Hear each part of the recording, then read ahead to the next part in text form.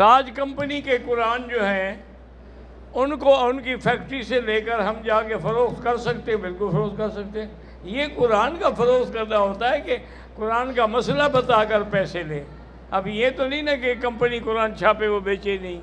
کہتے جی کہ میں سرکاری ملازم ہوں لیکن ہماری تنخواہ جو آتی ہے وہ بینک کے ذریعے آتی ہے، تو آپ کو پتہ ہے کہ بینک سود، لیکن آپ تو سود نہیں لیتے نا، آپ تو اپنی تنخواہ لیتے ہیں، کوئی حرج نہیں۔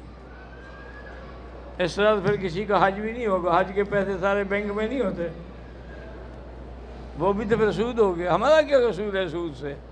جب ہم نے نہ سود لیا نہ دیا۔ باقی گورنمنٹ بھی کسی کے گھر میں نہیں رکھ سکتی، گھر میں حج کے پیسے رکھے تو گھر والا ہی لے کے بھاگ جائے گا۔ ایک مسافر ہے جس پر قصر واجب ہے، اس نے چار رکعت والی نماز کی امامت کی، نماز ناجائز ہے۔ جب اس پہ قصر واجب ہے اس کو 2 رکعت پڑھانی چاہیے تھی اور پہلے بتانا چاہیے تھا کہ میں مسافر ہوں۔ ہوٹل کی مسجد میں جو شخص امامت کرتا ہے وہ صفائی کرنے والا ملازم ہے، ان کا آدھی آستین ہوتی ہے اور پینٹ پہنی ہوتی ہے، ایسے آدمی کے پیچھے بالکل نماز نہ پڑھے۔